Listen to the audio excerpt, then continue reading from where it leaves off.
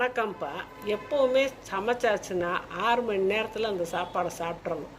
6 மணி நேரம் கழித்து ஆறிப்போச்சு ஜில்லுன்னு இருக்குன்னு சொல்லி திரும்ப சூடு பண்ணி சாப்பிடக்கூடாது. அது மகா தப்புப்பா.